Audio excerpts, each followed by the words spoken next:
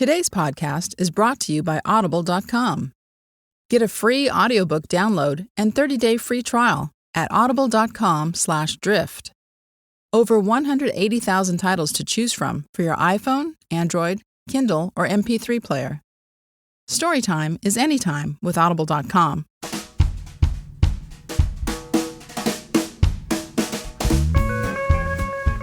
Welcome to the Drift and Ramble podcast. I'm Steve Blizin. Each episode will explore true stories and American legends. From the pages of history and a few stories handed down over the years, we'll look at the people, places, and events that helped shape a nation. Stories of survival, notable frontier men and women, explorers who struck it rich, and the outlaws that stole it from them. There'll be studies of saloon girls, swindlers, banditry, and bad men, profiles of lawmen and American Indians, and the good and evil that existed between them. We'll amble through the past, we'll delve into the folklore of the times, and maybe even uncover a ghost story or two. So, saddle up, or settle in, for the Drift and Ramble podcast.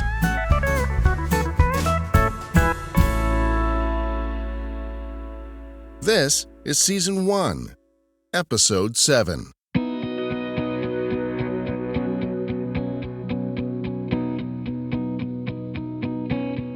As we wrap up our third and final installment from our trip to Virginia City, here's a brief recap of what went on in Episode 4. If you've been listening all along, you know that we started off Episode 4 with a visit to Bodie State Park, California's best-preserved ghost town. During our visit, we had a strange experience in the graveyard at Bodie, but we didn't tell you everything that happened. And in this episode, we'll catch you up on some related ghostly weirdness that follows us to Virginia City. In Episode 5, we followed in the footsteps of the Grosh brothers as they traveled through the early days of the California Gold Rush. And in Episode 6, we arrived in what would soon become Virginia City, and the site of the Comstock Lode, one of the most significant gold and silver finds in the history of America. We met a young Samuel Clemens, a virtually unknown riverboat pilot who had come out west with his brother, perhaps to avoid being drafted at the beginning of the Civil War. And it was here, in Virginia City, where he would first become acquainted with his true calling, and where he first began to use the name Mark Twain. And today, in Episode 7, we've still got a lot of ground to cover in this curious little boomtown that almost feels like time forgot. A place where TV's Cartwright family used to travel to whenever they needed supplies. But before we get into the 1960s, let's travel back another 100 years to the 1860s and see the town as Mark Twain saw it. A bustling city virtually exploding before him. After all, it really was the Wild West, and the streetwise, tough, trigger-happy gunslinger was just beginning to come into sharp focus.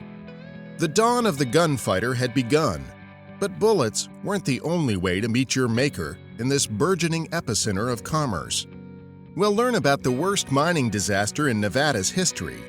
And before we leave this charming little icon of the Wild West, we'll get weird with a visit to the historic Red Dog Saloon. As the town exploded, so too did the crime. And soon Virginia City was as dangerous as it was prosperous. Stock swindles were common, liquor flowed freely, and money meant nothing to those who came into it almost overnight. At one point, Virginia City boasted over 100 saloons, to say nothing of a thriving red light district. The saloons differentiated themselves from each other by referring to themselves as either a 1-bit or 2-bit saloon. This was the price paid for liquor and an indication of quality, too. Today, we think quite the opposite when we say, this is a 2-bit saloon. Another way for saloons to differentiate themselves was to offer certain types of food, or haircuts, or an indoor shooting gallery.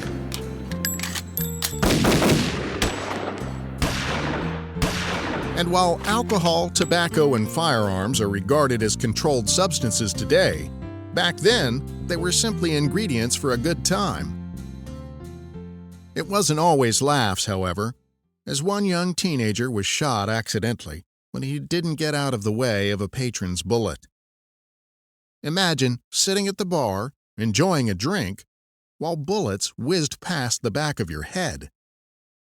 And while the good times were rolling, so spun the cylinders of many a revolver, as the pickled patrons bickered over anything from where to spit chewing tobacco to whose wife was sleeping with who. Most gunfights weren't the classic Western duel out in the street. They were heated, close-quarters battles where missing was nearly impossible. Or they were surprise attacks where men were shot from behind. Often, it wasn't the intended target that wound up catching a bullet, it was the spectators. Contrary to popular belief, only a few men carried guns in fancy holsters, and fewer still could pull their pistols from a waistband, coat, or pants pockets with any proficiency. Thus, even the meanest, nastiest, ugliest of hombres were capable of coming off like Don Knotts as the shakiest gun in the West. Aim was something most gunfighters never had time to consider. Still, it was here in the crowded streets of Virginia City where some of the earliest sketches of the mysterious gunfighter began to materialize. I look out the window every morning just to see how many dead men are laying around. I declare to gracious, the bullets flies around here sometimes like hailstones. A chambermaid, Astor Hotel, Virginia City.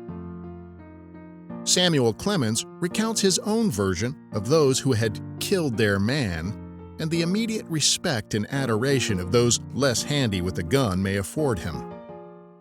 The first 26 graves in the Virginia cemetery were occupied by murdered men. So everybody said, so everybody believed, and so they will always say and believe. The reason why there was so much slaughtering done was that in a new mining district, the rough element predominates, and a person is not respected until he has killed his man. That was the very expression used. If an unknown individual arrived, they did not inquire if he was capable, honest, industrious, but had he killed his man? If he had not, he gravitated to his natural and proper position, that of a man of small consequence. If he had, the cordiality of his reception was graduated according to the number of his dead.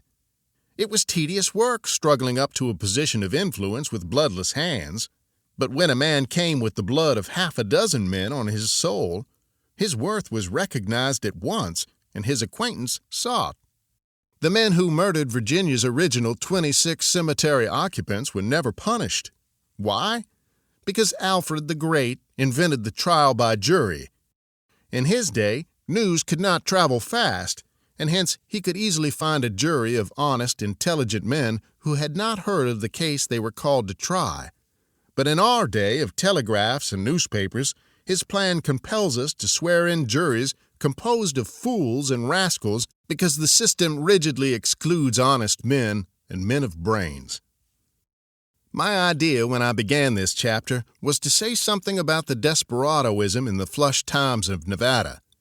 To attempt a portrayal of that era and that land and leave out the blood and carnage would be like portraying Mormondom and leaving out polygamy. The desperado stalked the streets with a swagger graded according to the number of his homicides, and a nod of recognition from him was sufficient to make a humble admirer happy for the rest of the day. The deference that was to be paid to a desperado of wide reputation and who kept his private graveyard, as the phrase went, was marked and cheerfully accorded.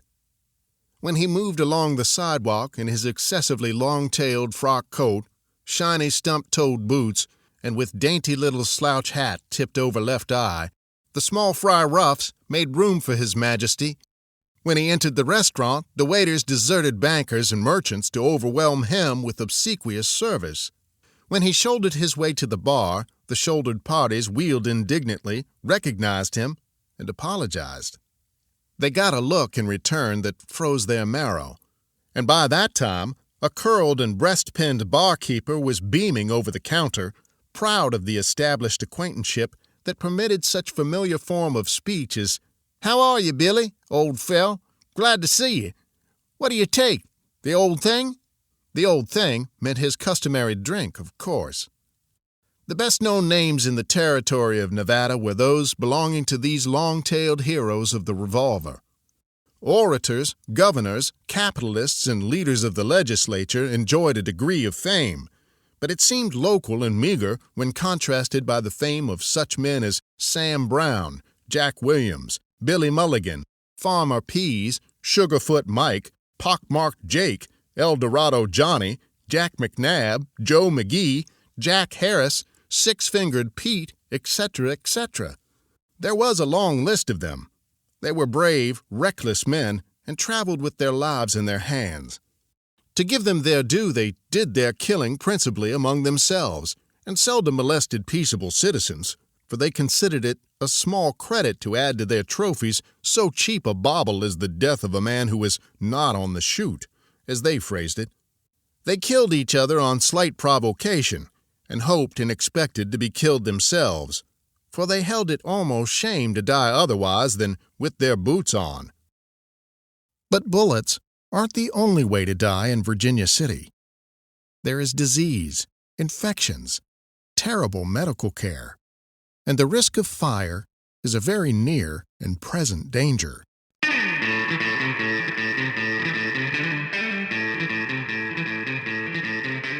On the morning of Wednesday, April 7, 1869, a calamity of epic proportions was unfolding beneath the ground at Gold Hill.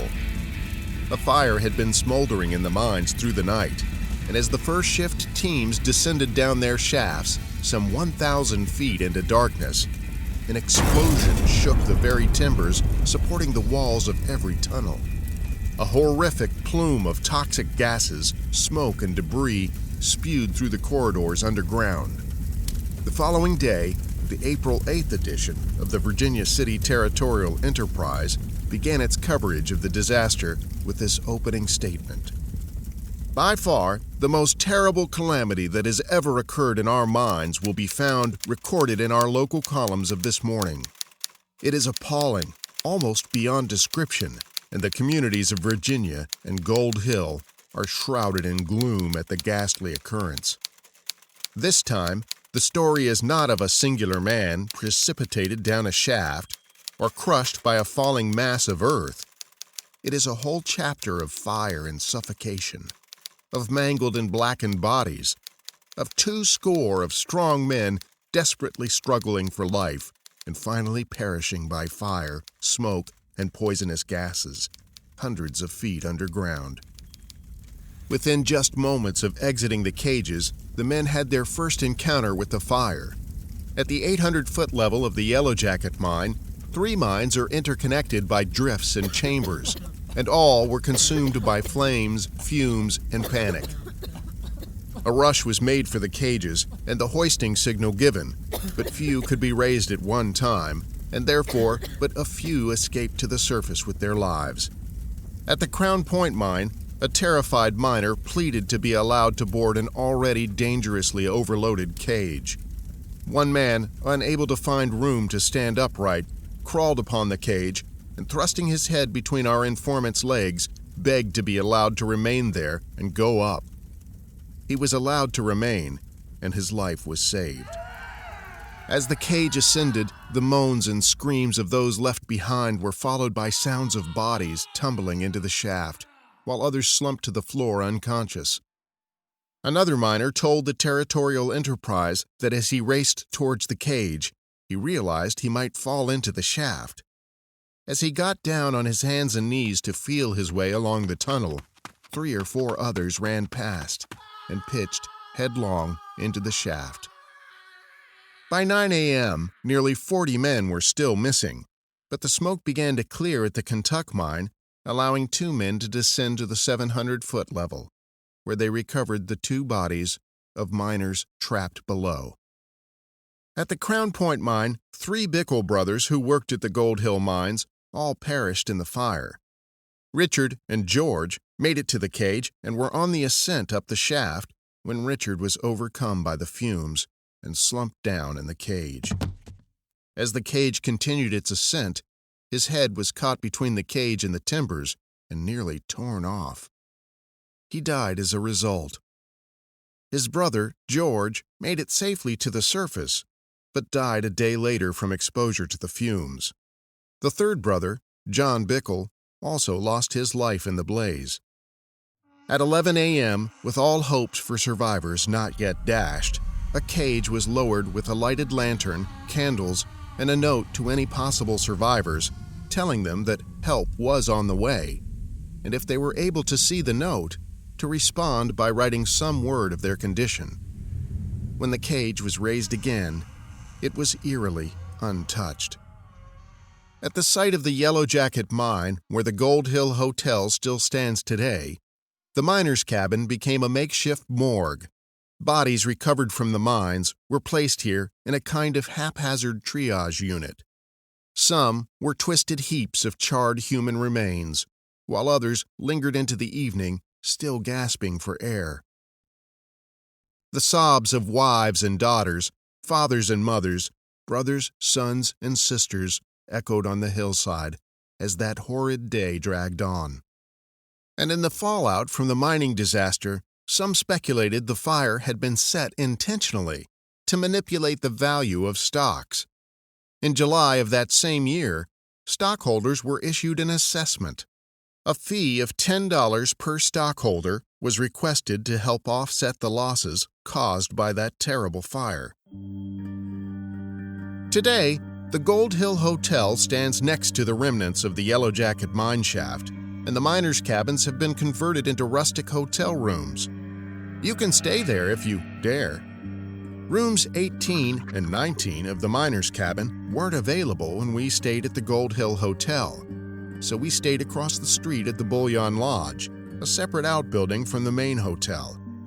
Knowing only that Virginia City and Gold Hill rank among the top third most active paranormal sites in the U.S., we were slightly skeptical but curious about what we might find at this historic site. What we found was indeed surprising. Despite the rustic setting, the Crown Point restaurant at the Gold Hill Hotel was the obvious choice for dinner on our first night, and while we dined, we were incredibly impressed by the quality of the food and even more so by the prices. Sitting just across from our table was the man we heard from earlier, Joe Curtis, who, as we learned from our waitress, would be giving a talk on the history of mining in the area. To our delight, the talk was to be held at the hotel, and because we were guests, we were invited to attend with no additional fee. Little did we know this unpretentious discussion would lead us to the story of the Grosch brothers and the history of the Comstock. As Mr. Curtis led us through his presentation, the small but energetic crowd in attendance revealed itself to be a collection of some of the most knowledgeable and experienced mining professionals in the area. We felt fortunate to have had the experience of happening upon this seemingly random piece of good fortune. Though we came to town in search of a story, we had none in mind. But clearly, sometimes the stories choose you. We had hoped to leave Virginia City and the Gold Hill Hotel with a great ghost story, and we may have got one. But before I forget to tell you, let me first describe what we left out of our Bodie podcast. We told you about the eerie experience we had in the graveyard at Bodie. Following that, we stopped to record the sound of the gate at the graveyard. This turnstile gate squeaked out a creepy metallic whine as it churned slowly in its spindle. After recording, we packed up our gear and got on our bicycles, which we had leaned against the fence. For those of you who don't know us, Cheryl and I have spent the past 5 years as volunteers with the Mountain Bike Unit, a group of mountain bikers dedicated to providing public assistance and first aid to park visitors in the Santa Monica Mountains recreation area. As people who patrol the parks and backcountry trails on mountain bikes, suffice it to say we have a lot of experience on our bikes. Still, as we descended the well-maintained path leading from the graveyard, I heard Cheryl scream and the sound of her bike going down. As I turned off the path and leaped off my bike to run back towards her, I could see she had taken a serious fall. After assessing her injuries and getting back on her feet, she assured me she could walk, and we continued toward the parking lot where our vehicle waited. Cheryl had suffered several different injuries, and although none were enough to warrant a trip to the ER, she was determined not to let them hamper our camping trip. When I asked how it happened, she said her hat had begun to fly up, so she reached up to grab it and the bike went down. Seems simple enough. Asking about the mechanism of injury is a part of our training, and it often results in learning something routine just became something catastrophic. But here, on this well-maintained path of relatively flat ground with no technical challenge and no significant skill required to navigate it, it just didn't make sense that she'd crash so spectacularly. Still, she soldiered on. As we drove back to our campsite, we both agreed the circumstances seemed weird, almost inexplicable. An accident of this kind by an experienced rider just didn't make sense. So flash forward a few days to Virginia City. We spent our day enjoying the sights, the touristy shops, the many saloons and museums that line the street through town. So we decide to visit the cemetery at the end of our day, just as we had at Bodie. Upon entering the cemetery, it becomes clear that this is not one cemetery, it's a collection of cemeteries that meander and sprawl like a confused happenstance of graves that might have organically happened as people died. Because there is little organization, the walk between the graves was a serpentine experience as we searched the headstones for names that might be familiar to us. In some places, it was clear that vandals had been busy in the site. Finials were missing from the cast-iron gates around some tombs, and in other cases, the gates themselves were missing. Stones had fallen or been pushed over. Unmarked graves were almost obliterated by the landscape, making it easy to step upon the final resting place of men, women, and children from the town. Evidence the graveyard was, and maybe still is, a party spot for the disrespectful, left me with a feeling that the dead were angry. I weaved a path between two graves while Cheryl followed close behind. Suddenly she screamed, and I turned to find her holding her foot in the air. Cheryl hates to have things touch, let alone hurt her feet.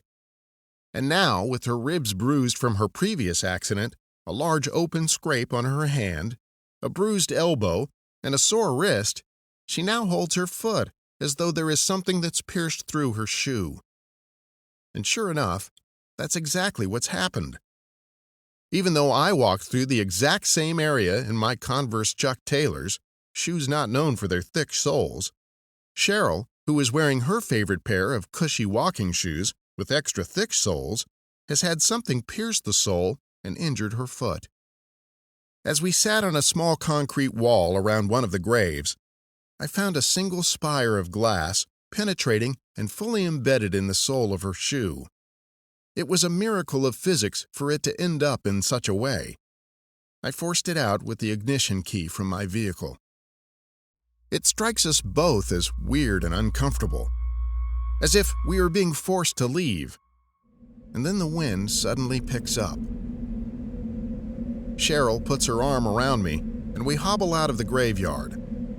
As we pass a final grave, I notice there's a small hand-drawn symbol next to the stone. It's an unfamiliar sign, and it strikes me as unwelcome, just as we are. We silently embark on our journey back to our hotel and finally discuss what may be happening. Cheryl doesn't want to visit any more graveyards. I can't say I blame her. After we freshen up, we decide to go across the street for drinks at the Gold Hill Hotel. Here, we ask the bartender if she has ever experienced anything strange. She says no, and we tell her we had just arrived from Bodie. She then says, "I named my son after Bodie."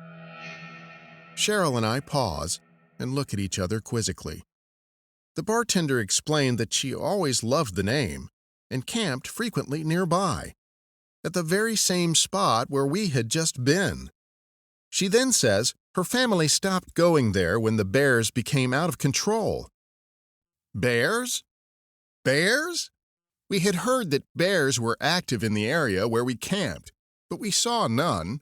The bartender mentioned a number of times how the bears were frequent visitors to the campsites we had just left. Things seemed strangely interconnected. as the coincidence of her naming her son Bodie was only amplified by the miles we had traveled to be seated at her bar. Okay, so how did the day start out? The day started out with a trip to the Roasters.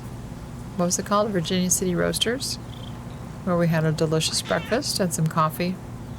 We looked at all of the antique shops, tourist traps, museums.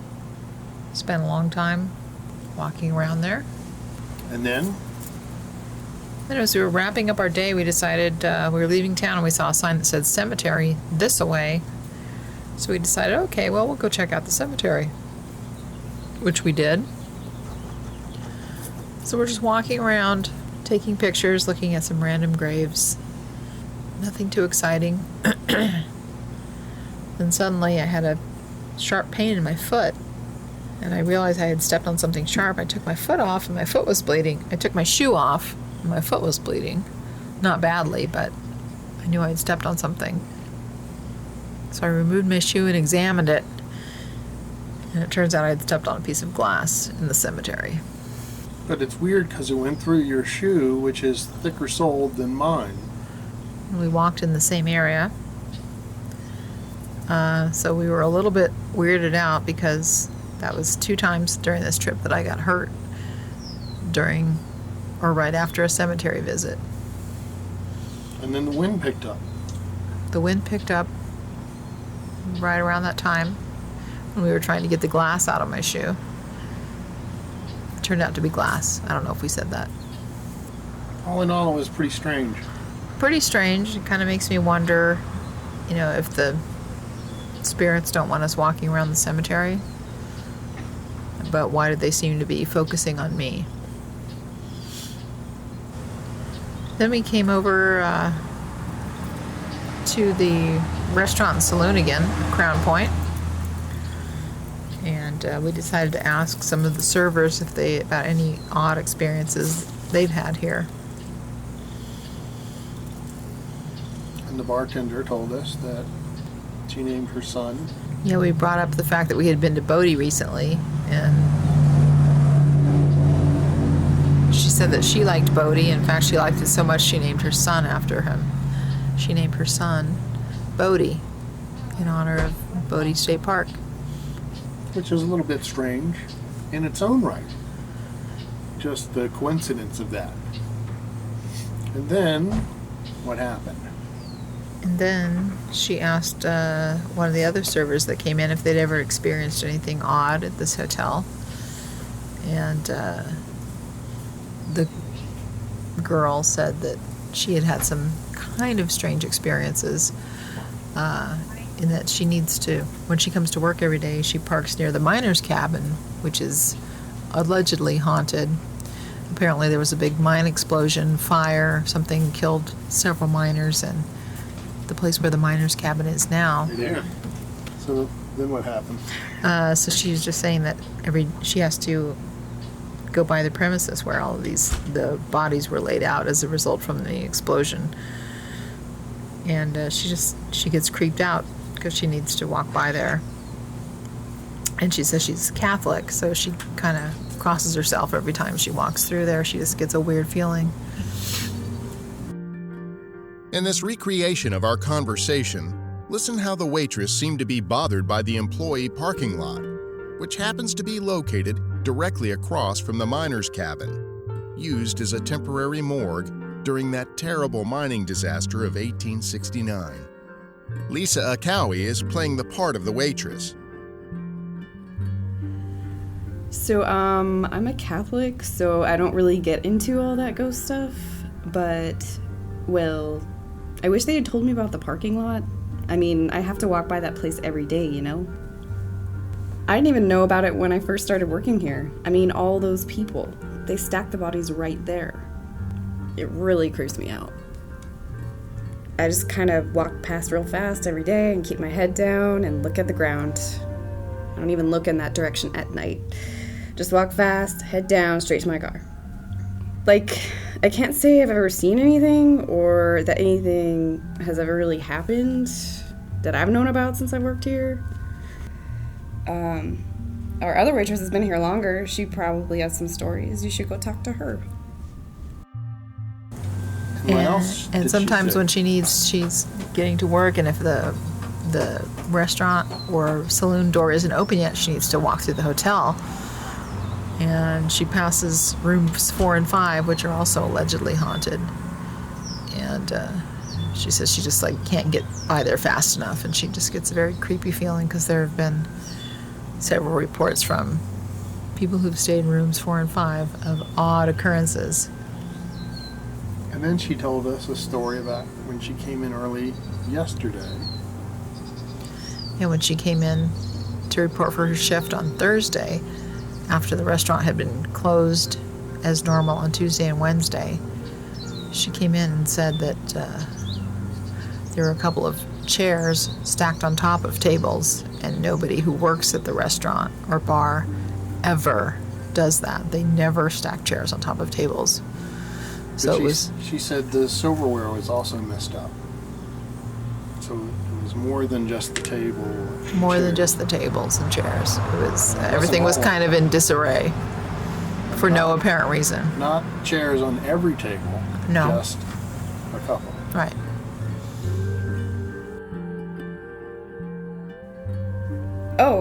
This was kind of weird. Just happened yesterday, actually.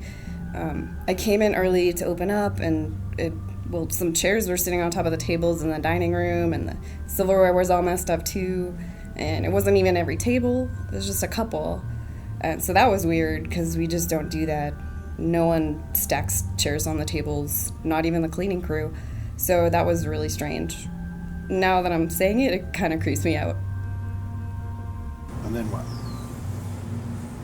She said she talked to us and let us record her telling the story, but she spent the rest of the evening trying to avoid us.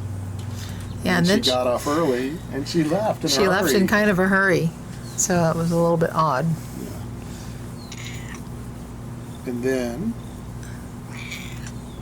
we met a cat. A kitty named Miss Kitty. She rules the Ponderosa. By now, you've probably heard me talk about Audible.com and the fact that I love listening to audiobooks. You can listen to them anywhere, in the car, at work, wherever you happen to be. You've probably heard me say that Audible is offering a free audiobook with a free 30-day trial. Well, since you're listening to our podcast now, I assume you're a good listener, and good listeners should be rewarded with good listens. So here's the deal. You can choose any title you want. There are over 180,000 to choose from. You can find best-selling crime thrillers, self-help, romance or nonfiction, new and upcoming authors, history, sci-fi, and just about everything in between. Whatever you're into, there's a title for you. To download your free audiobook today, go to audibletrial.com/drift. Again, that's audibletrial.com/drift for your free audiobook. Now let's get back to Virginia City, only it's 100 years later, and now the 1960s.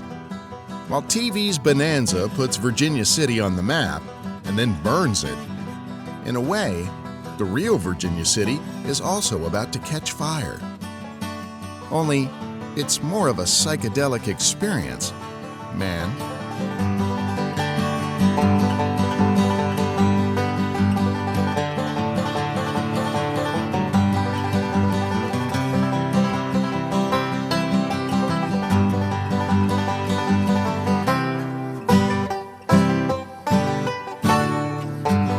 Gunsmoke was the #1 Western-themed television show. #2 was Bonanza, and it first hit the broadcast airwaves in 1959. Each episode of Bonanza began with a map depicting the words Virginia City and the Ponderosa bursting into flames. The location of the Ponderosa was Virginia City, Nevada, bordering Lake Tahoe. With stars like Lorne Greene, Michael Landon, and Pernell Roberts, and of course, Dan Blocker as that lovable big lug, Hoss. The show frequently referred to the Comstock lode not far from the fictitious Ponderosa Ranch. In fact, The show's title, Bonanza, was derived from the term used by miners to describe a large deposit of ore. The show was loosely based on the time period between 1861 and 1867, but the television series itself ran from 1959 to 1973. The TV series started picking up steam in the early 60s, centered around a fictional Virginia city. But the real Virginia city was about to undergo a psychedelic metamorphosis, and at the center of this cosmic storm was the Red Dog Saloon. Soon, the Red Dog Saloon would play host to previously unknown musical acts such as Big Brother and the Holding Company, Jefferson Airplane, Quicksilver Messenger Service, and the Grateful Dead, among others, who played in the intimate setting known as the Red Dog Experience. But it was the lesser-known Charlatans that became the house band, and their story is at the center of this psychedelic cosmos. There was no clear delineation between performers and audience in the Red Dog Experience. It was all experimentation, including primitive light shows and a lot of LSD. Band members like George Hunter of the Charlatans and a man named Chandler Laughlin, who was already well established in the counterculture scene at the time, were leading the charge with their long hair, boots, and distinctively American and Native American clothing. The people working at the venue chose to wear period-style clothes from the 1800s, giving the place an authentic Western look, but the vibe was purely psychedelic. The Charlatans were the first psychedelic rock band to play live, perhaps unintentionally, high on LSD. And one of the guys in the band, named Dan Hicks, would eventually form his own band, and they would become one of my personal favorite bands of all time, Dan Hicks and his Hot Licks. And here is where we pick up the story of the Red Dog Saloon, as written by Andrew Lau in an article he wrote for Perfect Sound Forever at perfectsoundforever.com. The article is titled 40 Years Later, as it was written in 2005, and in this excerpt, we join Dan Hicks in June of 1965. 40 Years Later by Andrew Lau, December 2005. It's early June 1965, and Dan Hicks has had a busy week. First, he completed his last two finals and subsequently graduated from San Francisco State University. Next was a tense stop at his Oakland draft board. They apparently hadn't been yet notified of Hicks' recent scholastic achievements, as he successfully hoodwinked everyone there and failed the psychological test. Finally, he up and left his life in San Francisco for a 3-month residency in Nevada with a band he had joined only months earlier. It didn't look too promising, and Hicks was dubious about the offer to spend a summer in a ghost town. He sarcastically told bandmate George Hunter that he'd do it for $100. Well, without blinking, Hunter pulled out a crisp $100 bill from his vest pocket and handed it over. A deal's a deal. Mark Twain was a rudderless kid from Memphis whose parents didn't have much hope for him. That changed when he asked them to underwrite his idea to renovate an old gambling hall in a Nevada ghost town. The Comstock House at 76 North C Street, a 3-story hotel with a bar called the Gold Leaf on the ground floor, had been on the market for a couple of years, waiting for a boost of life. And here it was. All it took was $5,000 to renovate it and rename it. Presto! The Red Dog Saloon. Onofsky had surrounded himself with some of the most talented crazies on the West Coast to help him with the project. A world-class painter, a Reno disc jockey with his tough girlfriend who worked as a North Beach waitress, a mechanics expert, a gourmet cook, and a local entrepreneur who lived in a railroad car were but a few. All of them lending a hand in making the Red Dog unlike anything else in the country. Red flocked wallpaper with gold trim, a giant antique mirror running the length of the hardwood bar, velvet drapes, faux gaslight fixtures but working chandeliers, elaborately framed period photos, and slot machines. It didn't take long before the staffers took to wearing period clothes. The women were now in velvet dresses, hair up in a bun playing the parts of Miss Kitties and Calamity Janes. The men donned string ties, vests, black draped pants, boots, and everyone wore sidearms. Back in the Old West, anyone worth a spit lived by a code. The locals took to these kids with a smile, happy to see them indulge in the name of history, and visitors no doubt figured it was all part of the show. The nearest police official lived in a nearby town and told Onobsky early on, "If you have any trouble, just shoot 'em." The sly grin that smeared across these kids' faces gave a signal to those dialed in that something was going on here other than just a roll in the hay with history. Everyone involved in the Red Dog's revitalization was practically shimmering with the effects of highly potent LSD, a drug that had been all the rage with the Bay Area hipsters that spring. The saloon also had a well-stocked jukebox, but the novelty wore off after a while, so the only thing missing from the Red Dog scene was live entertainment. As luck would have it, there happened to be a perfect band for the occasion down in San Francisco. As luck would also have it, Red Dog employee Chandler Laughlin was in town picking up some gaslight fixtures when, while driving in North Beach, he spotted two long hairs on the sidewalk and thought they were famous musicians. He stuck his head out the window and yelled, "Hey, are you guys the Birds?" The two long hairs looked over, and one of them replied without blinking, "No, we're the Charlatans." Ah, yes, the amazing Charlatans, as they were called back then. George Hunter was half of the band's image team who couldn't play an instrument besides strumming the auto harp and maybe singing a bit. A high school classmate of Hunter's, Mike Wilhelm, fresh from the Navy, was an accomplished guitarist, especially with the 12-string. As a kid, Richard Olson was an ace clarinetist, but had taken up the bass guitar by this time and was the harmony in the band's vocals. All of their paths crossed as they drifted around Mike Ferguson's clothing boutique located at the corner of Haight and Divisadero called the Magic Theater for Madmen Only. Amidst the strands of marijuana smoke trailing out the door, the place was jammed with Victorian artifacts, clothes, and a jukebox that pumped out the Beatles' "You Can't Do That."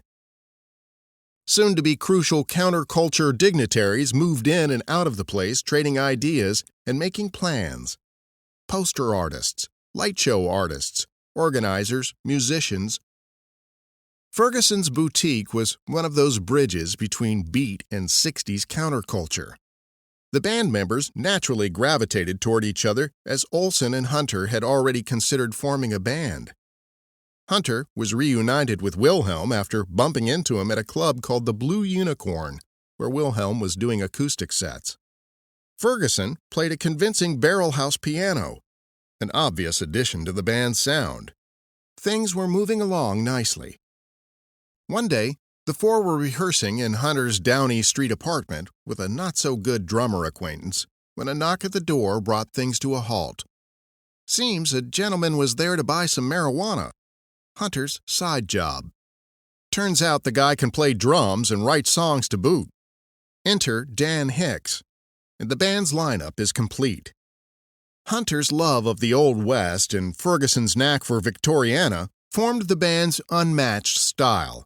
Waistcoats, stiff paper collars, 6-button vests, cowboy boots, bowler hats, string ties, pocket watches. Ferguson even sported a walrus mustache. And guns. Revolvers mostly. The Charlatans were carpetbaggers with musical gear. 50% image and 50% music culminating at just the right time in just the right place. Their peers were dressed in drainpipe pants, ankle boots with Cuban heels and flowery shirts. Not bad, really, but it wasn't awe-inspiring. Other bands in the vicinity might have been more proficient, but no one could touch them as far as gumption, appeal, and drive.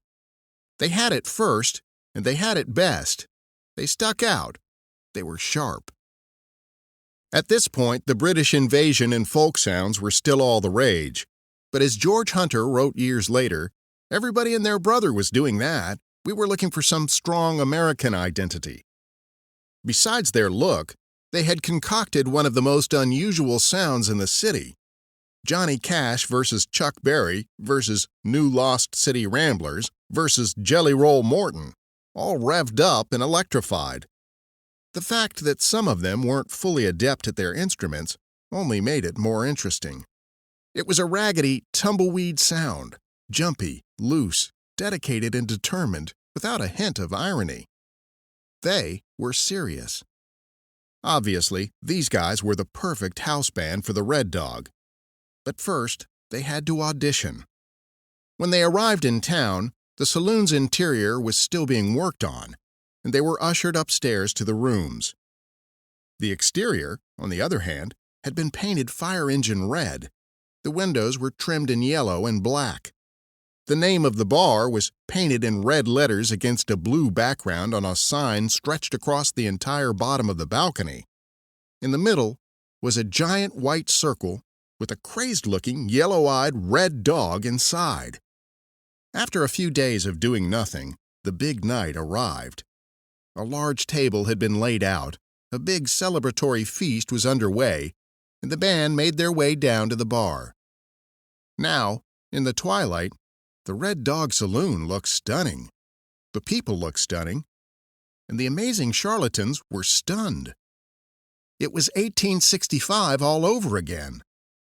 The entire staff would be on hand to watch the audition, and what would be the band's very first performance outside Hunter's apartment. Bill Ham and Bob Cohen built a light box especially for the occasion that blinked gooey light to the pulse of the music from the saloon's jukebox and whatever noise came from the stage. It hypnotized everyone. No one had ever seen that kind of light show before. Even the town's sheriff showed up and was wowed by the scene. These odd kids had been running around town for the last few months wearing authentic, down-to-the-button period clothes, morphing into the spirit of 100 years ago. Astounding. A diorama had come to life in the bar, and the bartender was even wearing sleeve garters. Since it was the custom to leave your weapon at the bar, the sheriff walked up and handed it over. "Check my gun?" The bartender took it, opened the barrel, snapped it back, and quickly fired 2 rounds into the floor, and handed it back. "Works fine, Sheriff." It was about then that Onobsky asked the charlatans if they wanted the LSD before or after the audition. Though they had all dabbled individually once or twice before, none of them had tried to actually play while high. Hell, Hunter had never even sung in public before. Not wanting to look like a bunch of narcs, the band hooked back the tablets right there on the spot. Back in the Old West, anyone worth a spit lived by a code. Well, it was bound to happen eventually. The two worlds of rock and roll and psychedelics met full scale in the most interesting of places. It was a time-smear phenomenon, mixing an old-world look with jet-aged drugs and electronic equipment. Unprecedented. The ensuing performance, however, was an out-and-out mess. Each member was soon lost in their own personal spinning world. Their instruments were of no use to them after a while, and they were soon switching with each other in the hopes of rectifying the problems. Finally, Wilhelm just gave up and sat down to watch the room undulate. Must have seemed like an eternity up there for them, and they certainly didn't notice that their audience, also soaring in their own acid vapor, was both captivated and humored by the show. Once the band decided it was all over, 5 minutes later, 10, 50, they staggered off the stage into the now giant, laughing red face of Onobsky. "That was the funniest thing I ever saw in my life. You guys are hired!" And so it was. One of the earliest rock meldings of drugs, dress, music, and lifestyle. Until then, amphetamines had been the drug of choice in the still burgeoning rock world, while hallucinogen usage traveled in the scientific and literary circles.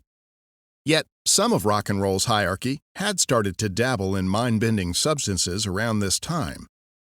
It had been only a scant 4 months earlier when Beatles' George Harrison and John Lennon had been dosed while having dinner with their wives at a friend's house.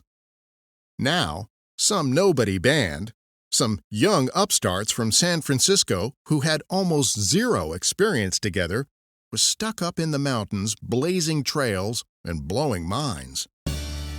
Photos exist from this period. The best one is of the boys inside the saloon standing in front of the bar.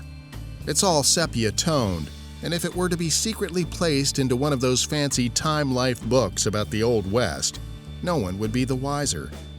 The Magnificent Five. Badasses, much more menacing than any other band at the time. Hicks blankly stares into the camera, resting a rifle on his knee, the barrel pointing straight up. Olson, too, is staring right into the camera, but his arms are crossed and he looks weary, unsure. Wilhelm is in his profile, holding a beer and a smoke, but his pistol is clearly visible in its holster. Hunter is dashing as ever and looking off to the left, blonde hair coiling below his collar.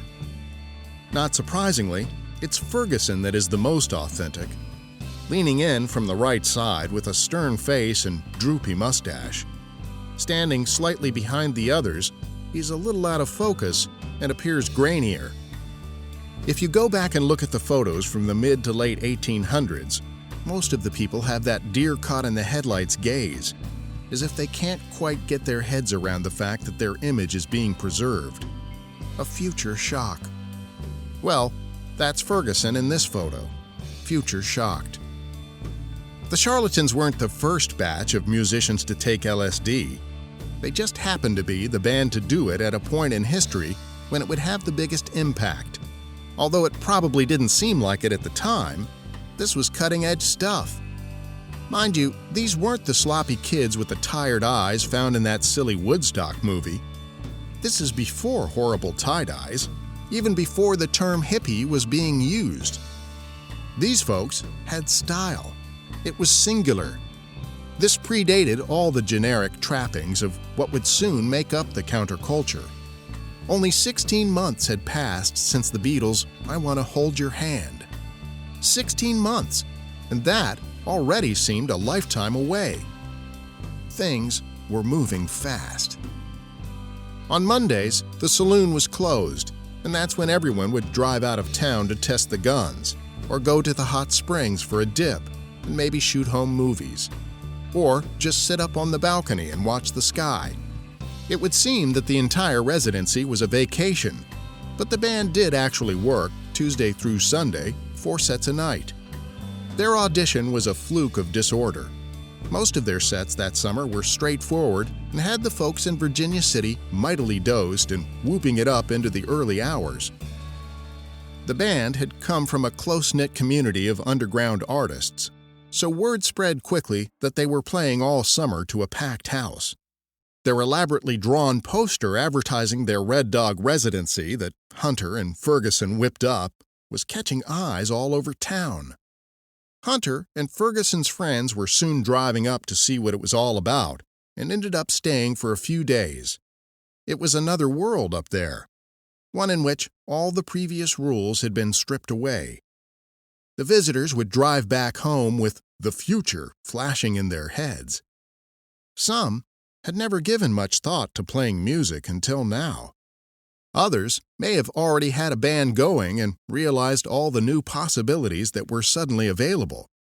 Then there were those who were already on to the general idea, only to have it reinforced by watching the charlatans work their magic up on that tiny stage.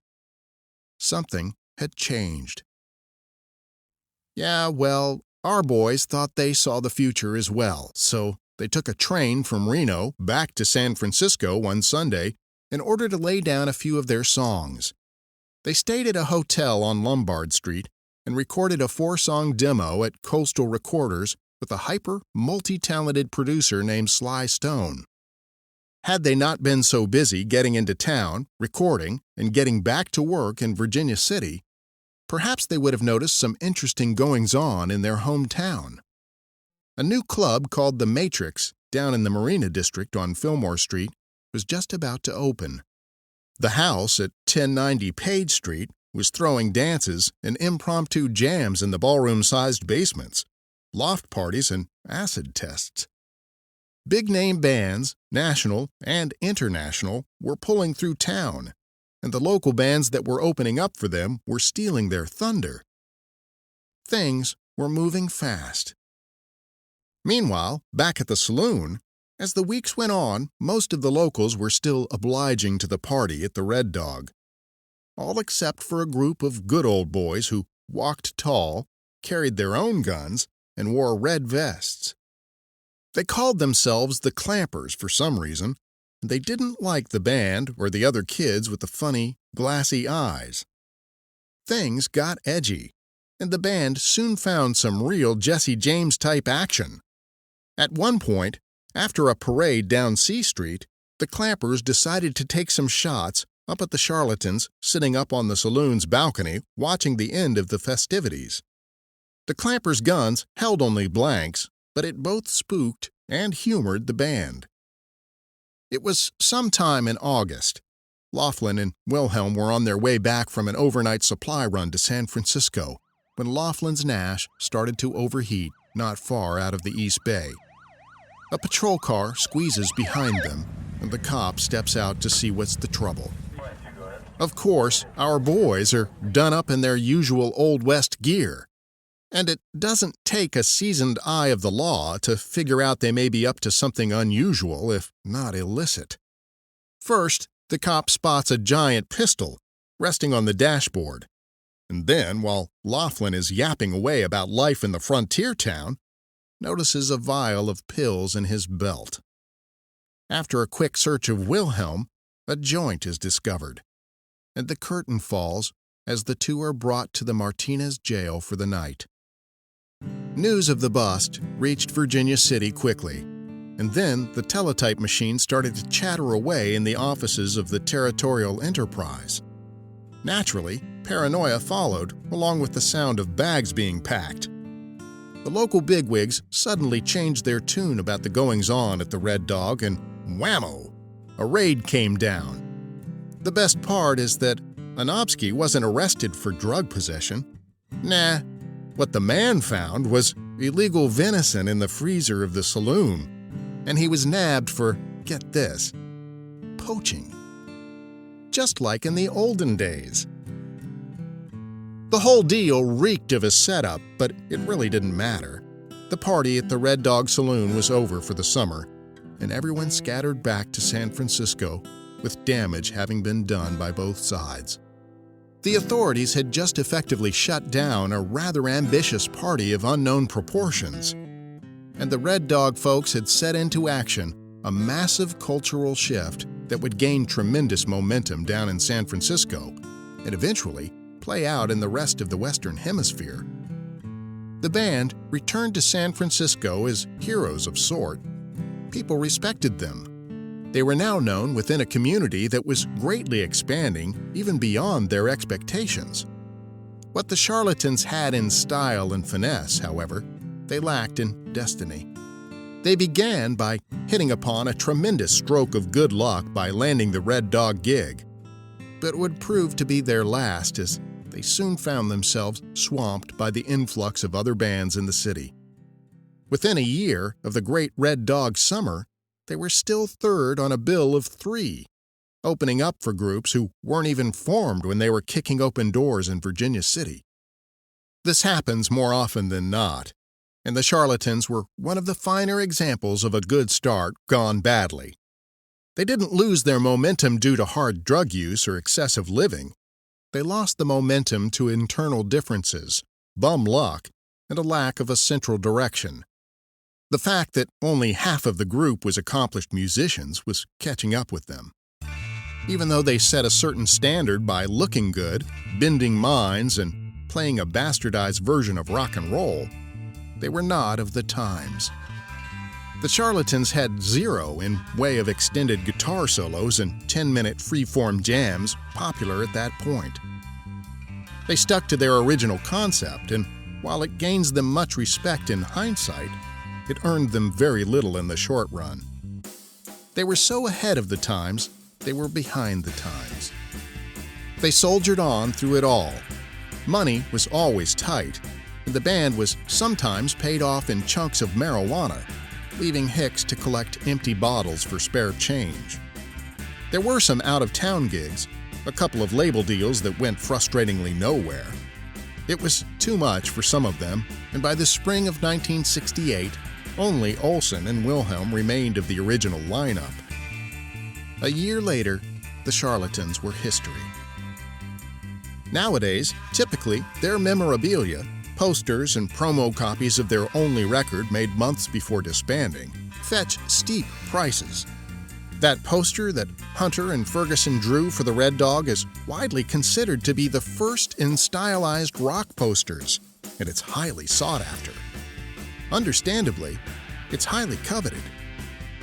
It should be noted here that we found a pristine copy of that poster, known as The Seed, available for a mere $18,000 and change. An English label, Big Beat, released a good portion of the original lineup's recorded output in 1999 in lavish fashion, with extensive liner notes and photos. It's well after midnight, and the tourists have long since drifted away. Except for one or two cars, the road is deserted. The black outline of the surrounding mountains loom upward, and the 150-year-old buildings stand against the purple sky overhead. Since it's mostly empty, the former Red Dog Saloon seems more lifeless than the others. A sad reminder of the way things work. What was going on all those years ago, right this minute, behind these walls? Since the 1970s, the building at 76 North C Street has traded hands as many times as it's changed names. Kitty's Long Branch being one of the better monikers. In the past 15 years or so, various owners have tried to maintain its mid-60s history by keeping the Red Dog name. Additionally, in 1996, filmmaker Mary Works put together a documentary called The Life and Times of the Red Dog Saloon that gained national attention. This reporter was the first in the saloon in 1999 when it was utilizing only half of its original space, and even then there was a pizza place taking up much of the northern half. And again in 2003 when it had been restored to its original size. Between these two visits, it had closed, changed owners, and reopened yet again. The locals who care always put on a good face and try to be optimistic when a new proprietor comes around. The Wheel of Fortune game goes off in the distance, muffled behind locked doors. Other than that, it's extremely quiet as a steady, warm wind blows in natural pine air from the north. The hanging sign from the neighboring shop creaks as it swings back and forth, giving off a deeply unsettling feeling. This place is haunted. Ghost Town supreme. Rock history supreme. When Cheryl and I were there in July of 2016, the place seemed lively enough as a beer and pizza joint. There were commemorative t-shirts, but no outwardly visible signs of its former rock and roll glory. The story of the Red Dog Saloon is just another ghost story in a city that is full of them. Hi, this is Cheryl. Your feedback is important to us. If you have a comment or suggestion, we'd really love to hear from you. You can contact us through our website, that's driftandramble.com. You'll see a listener survey button on every page, and we'd really appreciate your input on the survey. Please take a few moments to complete it, and you'll have our thanks in return. Hold on there, partner. Stay in your saddle. We got more stuff coming up right after this. In the bygone era of the American West, a good smoke was highly prized, but quality was hard to come by. These days, Hypervape continues the tradition of quality with quality vaporizers, batteries, and chargers. Sleek and discreet, Hypervape products offer the best in value. When trust and reliability are the things you value most, Hypervape is the right choice. Like the high-grade quality folks sought in the days of the Old West, Hypervape might be harder to find. But here's a little secret to help ease your search. Just point your browser to hypervape.com and order direct. Sleek, discreet, and reliable. Hypervape.com.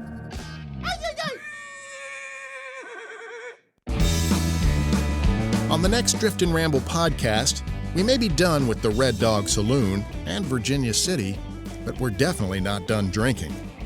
In fact, we're just getting started. And in our next episode, we'll be joined by bourbon expert Reed Mittenbuehler, author of Bourbon Empire, The Past and Future of America's Whiskey.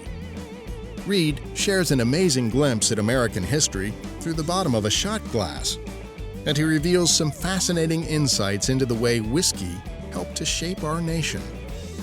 That's coming up on the next edition of the Drift and Ramble podcast. We'd like to thank the following people and publications for their contributions to our podcast. To the folks at perfectsoundforever.com, and specifically Andrew Lau for granting us permission to use the excellent article about the Red Dog Saloon called 40 Years Later, it was the perfect final thought for our trip to Virginia City. You can find the full article, as well as many other great reads, at perfectsoundforever.com. Thanks to Lisa Akawi for playing the role of the waitress. We'd also like to thank Kathy Weiser-Alexander and the Legends of America website again for allowing us to use Samuel P. Davis's article used in Episode 6. A big thank you to Corrado de Gasperis and Joe Curtis for their contributions to our podcast, and a special thanks to Phineas and Bill from the Tattooed Bananas podcast for their roles as Mark Twain and Johnson Simmons, respectively. A huge thank you to banjo master Bill Knopf. It was his rendition of the William Tell Overture and Bonanza theme that we heard just a taste of earlier in our show. Mr. Knopf has been entertaining and educating folks with his banjo skills since the 1960s, and there's a very good chance you've heard his work before. Whether it was in TV shows like The Dukes of Hazzard, working with Doc Severinsen, Disney, or the many TV and radio commercials Bill's done, Bill Knopf's banjo is master craft in action. If you'd like to learn about the banjo, there's no better place to start than with Mr. Knopf's excellent teachings, recordings, and publications. You can find his music and biography at BillKnopf.com. That's Bill Knopf, KNOPF.com. Or you can find his amazing work on YouTube. Bill was gracious enough to allow me to use his music for this show, and it's only fair that we end the show with the complete track. Take us home, Bill.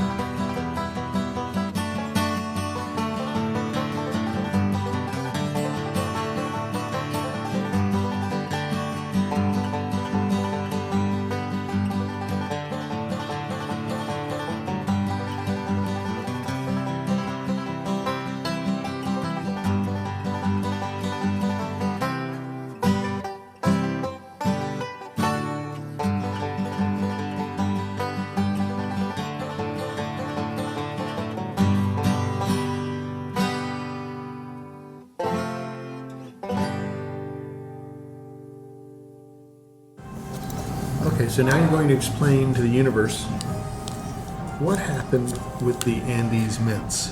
Well, what had happened was we had a lovely dinner last night at the Gold Hill Hotel. Steve had to go get his recording equipment so he could record the lecture that was being put on by Joe Curtis, local mine expert. So he had to excuse himself at the end of our meal so I could take care of the bill. So our server brought us the bill. To my delight, there were 2 Andes candies, Andes mint, wafer thin mints, in with the bill. So I thought, well, hey, since you left, I think I can eat both of these. I think I earned it. I'm paying the bill. He's off doing his thing, so I ate both of them. So tonight, when we enjoyed another fine dinner at the Crown Point restaurant, is that what it's called? Our server, Nicole, brought us some mints, and Steve said, "Oh, wow, great." He was really thrilled. So I had to fess up that I had, in fact, eaten both of them last night, which I could have kept to myself, but... Had Nicole not spilled the beans. She didn't spill the beans. She totally spilled the beans. She didn't spill the beans. I gave myself up. You were covering up a lie, and you got called out. And then what happened? And then, so I told Steve he could have both Andes candies tonight. And then she asked if we would like her to bring more. And so I said, sure, if that's okay, if it's not a problem. So when she brought us our check back, to our mutual delight, there was, not 4, but 5, but 6 Andes candies. And she told us to play nice. So I took them all. I'd like to thank the Pottern family for welcoming our podcast into the family and for helping us reach new listeners. How does it work? Just search the Pottern Family hashtag or follow us on Twitter, and you'll be introduced to other family members with podcasts ranging from full-cast audio dramas to comedy, movie reviews, full-tilt sci-fi geekdom, and everything in between. And finally, a huge thank you to our listeners.